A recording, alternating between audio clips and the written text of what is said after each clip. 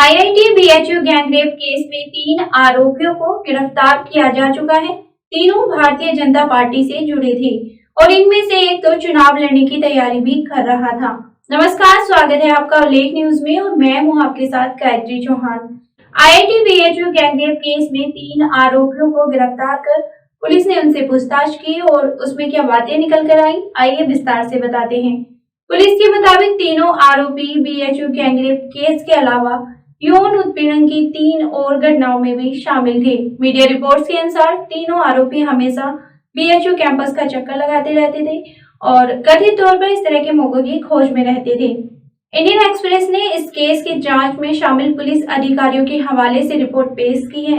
इसके अनुसार आरोपियों के कॉल डिटेल से पता चला है कि रात 11 बजे से रात 1 बजे तक वो अक्सर कैंपस में ही होते थे।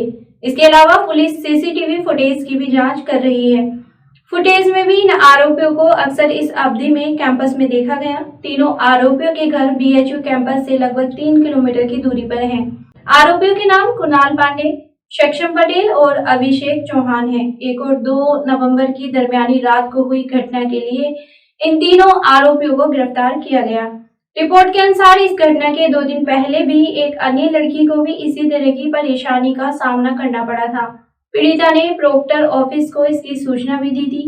संस्थान के डीन ने एक्सप्रेस से इस बात की पुष्टि की है। उन्होंने कहा है कि शिकायत के बाद इस मामले में कार्यवाही चल रही है।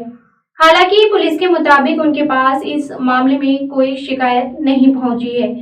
अब उस केस के बारे में आप जान लीजिए जिस केस में इन तीनों आरोपियों को गिरफ्तार किया गया है।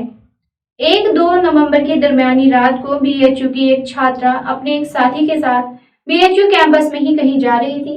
तभी कृषि संस्थान के पास एक शांत जगह पर बाहरी युवकों ने दोनों को घेर लिया। उन्होंने छात्र और छात्रा को अलग किया, फिर छात्रा का यौन उत्पीड़न किया।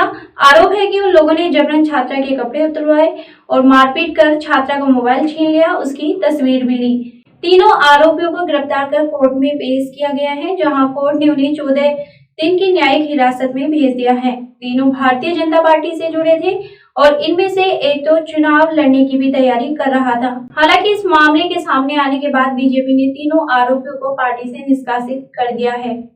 ये थी इस खबर पर अब तक की अपडेट और खबरों पर अपडेट के लिए जुड़े रहिए उल्लेख न्यूज के साथ। शुक्रिया।